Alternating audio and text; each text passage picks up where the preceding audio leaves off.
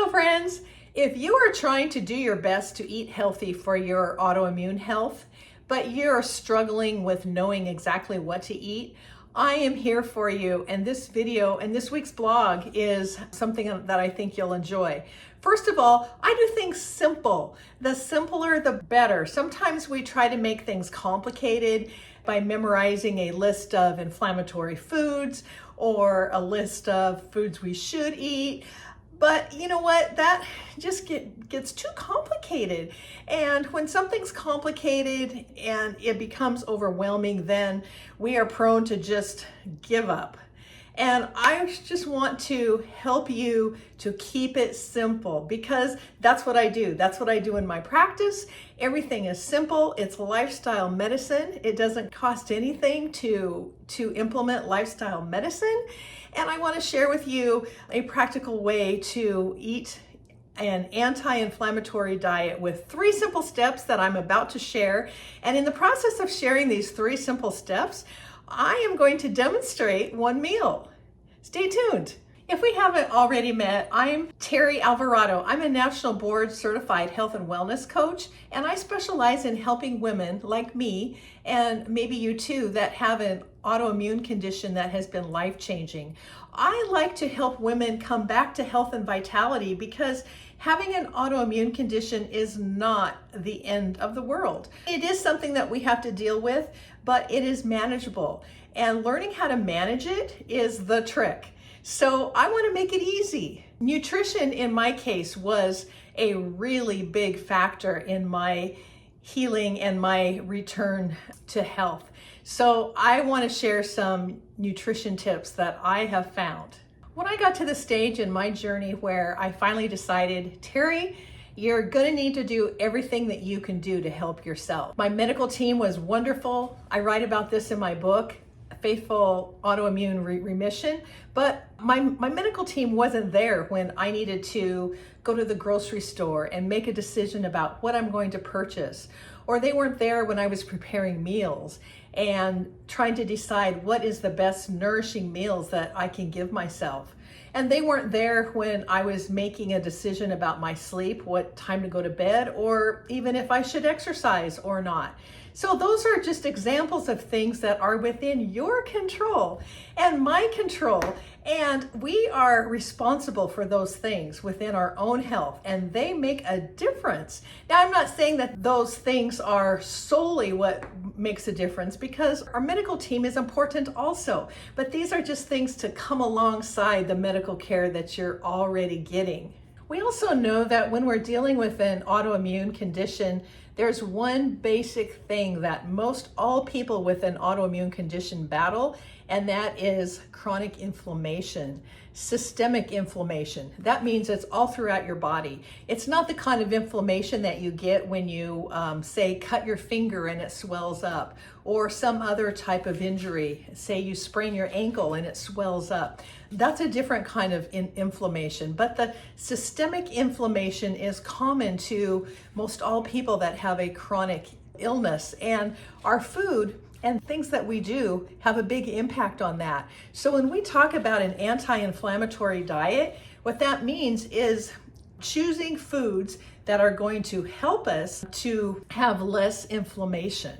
There's anti-inflammatory diets out there, but everybody is different, and depending on your medications, maybe you have intolerances or just your simple likes and dislikes. What anti-inflammatory meal planning looks like for you could be different than someone else. So it's very individualized. I just want to make that known. As I said, I'm going to talk about 3 different things that you can use to plan your meal. First of all, where's the protein? What kind of protein are you going to have in your meal? Last week I talked about getting enough protein and how important that is. And I really like to build my meals around protein and have a protein with every single meal or snack.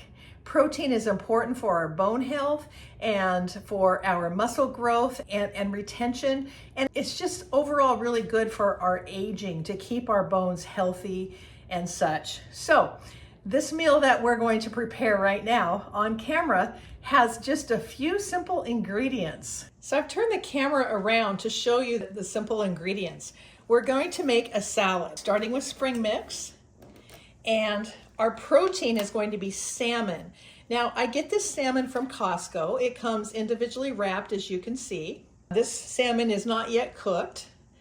And then strawberries on the salad. I love strawberries on my salad with my homemade balsamic dressing, which consists of olive oil, balsamic, garlic, Dijon mustard. I'm trying to remember all the ingredients. And then for extra crunch and flavor, I have my homemade pecans that are candied and toasted. Now that I don't use a lot of those, just a few. Probably a third of this container is what I would use for this nice salad.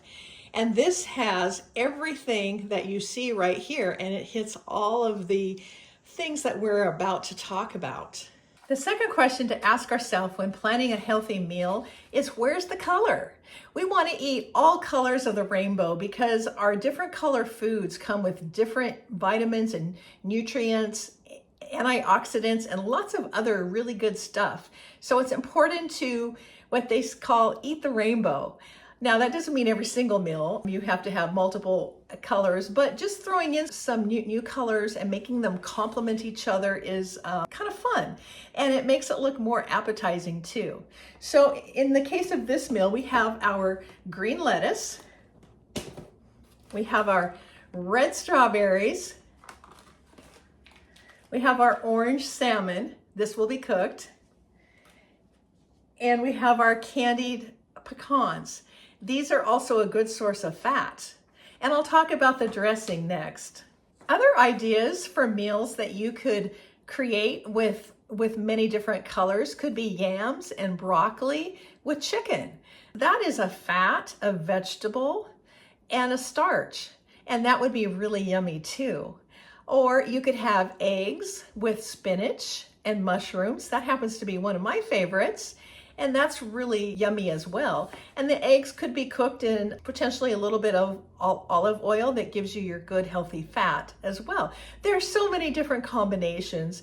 And when I'm out of ideas, something that I like to do is go on Pinterest and type in healthy meal or protein bowl and get just some ideas. And then I have a Pinterest board that I like to save things to. And that's just how I like to organize my new ideas, because you might make something and it's really good, but then time goes by and you forget about it. But then you're scrolling your own Pinterest board and you come across that and like, oh yeah, I haven't made that in a long time. That sounds good. Just like I did for this salmon salad. I haven't had this in a long time, and I was thinking about creating this content, and I was thinking, what could I do on camera that is simple and easy that would hit all of the boxes that I'm talking about? And I realized, oh, salmon salad, perfect. And that sounds good. I'm gonna wait to film this until I'm ready to eat my salmon salad. So here you go. As I promised, now I want to talk about the dressing. Healthy fats. So healthy fats come in a wide variety of options. Avocados are really good healthy fats. Nuts, as I already talked about, the candied pecans that I created. And the salmon is the protein, but it also has good fat. It has a lot of omega-3s, which is really good for us. So I track my food and I use MyFitnessPal. So I have a goal for each one of my macronutrients. I primarily do this to track protein to make sure that I'm getting enough, but I also want to make sure I'm not getting too much fat or too many carbs, because I'm on a mission to lose weight. So if I'm overindulging in those other things, even if my protein is good, I'm not going to continue to be losing weight. That's a side note. So back to healthy fats. This dressing, like I've already talked about, as I said, it's made with avocado oil or olive oil. I'm sorry, I use avocado oils sometimes too, but this one is made with olive oil, balsamic. It has a little bit of maple syrup for just a little bit of sweetness, and it has Dijon mustard and garlic It's really good. So I don't put a lot of this on, but just enough to give it a tang, and it's really delicious. But as I said, there's also other sources of fats, or you could just simply drizzle on a little bit of oil and vinegar, whatever strikes your fancy. When you think about anti-inflammatory eating, the first thing that comes to mind might be, what can I not have? Well, I want to challenge that thinking and instead reframe it to be, what can I have? And just focus on those things. This is supposed to be a healthy endeavor and not a stressful one, not something that's going to make you feel guilty, because there is no perfection in this. It is just strive to be better each day. And I do that as well. Every day is different. Some days I'm really good and some days are harder. So striving to do the best you can is all you can do. And don't feel guilty about it, but just strive for those good things. Asking yourself, what will nourish my body? And that's not usually processed food, but as you focus on nourishing your body, then that just is a different mindset. It begins to take over and help you make the choices that you'd like to make. Now, I understand that there are people with intolerances or allergies, or just simply foods that they can't have for whatever reason. Those aren't the forbidden foods that I'm talking about. I am talking about just in general, foods that you might think, oh, I can't have pizza, or I can't have chocolate, whatever the case might be. It's not a forbidden food list. It is a nourishing food list, and focusing on that. The real secret to making anti-inflammatory choices easier is to have systems. I am a fan of a good system. Systems help me to implement the things that I already know. And I'm guessing there's good things that you already know that you should be doing, but you're struggling to implement them at least on a consistent basis. But having a system really is helpful for me, and I'm sure it would be for you too, in order to make sure that you are consistent with your good choices. And that system is to plan, shop, prep, and repeat. The system is to plan, shop, prep, and repeat. Because when you come home and you're tired and you're hungry and you open the fridge and there's nothing there that looks good and you haven't thought about what you're going to have for dinner, what's the automatic thing that you usually do? Well, it might be different for you or me, but the thing that I would do if I didn't have something there that I could grab and throw into the microwave that's healthy would be to throw together something that might not be the best choices. Or it could be, oh, let's go through the drive-thru. I have always liked Panda Express, and that's kind of an easy drive-thru to go through. But you know what? Those things are processed and full of sodium and just not the best for us. So planning is the first step. Planning what you're going to eat. I like to take a day on the weekend and plan what I'm going to have for the next week. So when I have an idea, it might not be every single meal all mapped out, but a general idea at the bare minimum. And then I make my grocery list accordingly. Then I do my grocery shopping and I come home and I unload it into the refrigerator. Then on a different day, usually not the same, I'll do some prepping. One of the things I like to prep is protein. And I have done that today. I have prepped a bunch of chicken breast, and I'm going to show that to you.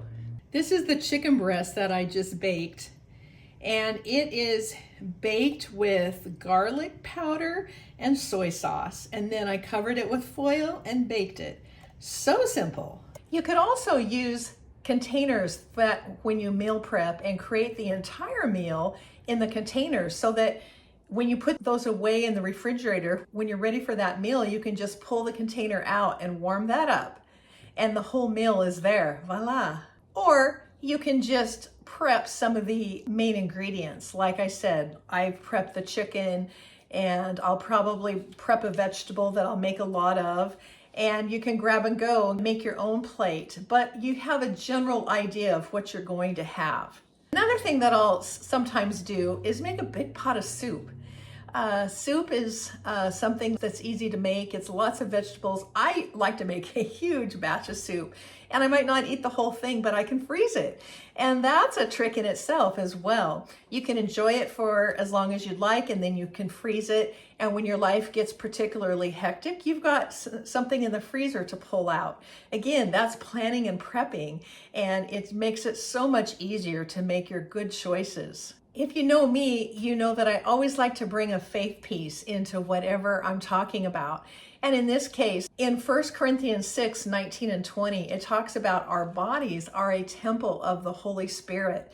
We are to care for our bodies, and nourishing our bodies properly is a good way to care for our bodies, among many other things. But it's one thing that I feel good about. God, you gave me this body, it works. I have 2 arms, 2 legs, my hands work. Not everybody does, and I'm thankful for the body that you gave me. Now, it's not perfect, and I'm a work in progress, as we all are, but I like to be able to care for my body as a temple of the Holy Spirit. Eating healthy is one good way to do that. So your action step this week is to choose one meal. Maybe it's a breakfast, or it could be a dinner, whatever meal you choose, and think about what could you eat that's healthy, and build that around 1, a protein, 2, a vegetable with color, and 3, a healthy fat. Now you can have a starch in there as well, but I'm talking this time about protein, color, and healthy fats.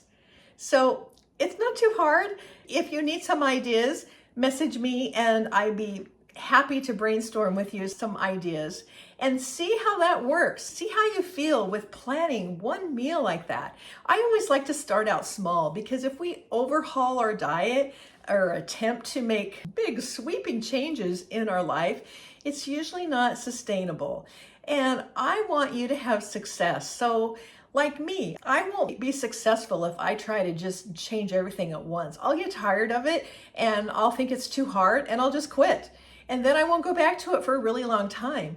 But if I start with one small thing and implement that and have success with it, then that will build my motivation, and I'll see how that affects me, and that will make me want to do more. So that's what I hope for you too, that you just start with something small and make it work for you. Adjust it however it needs to fit into your lifestyle, because like I said, we are all very different. So do what works for you and what you enjoy.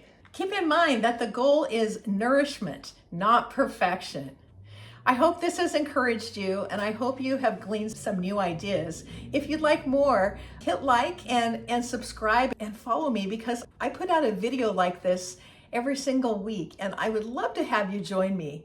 Take care, and I'll see you next week.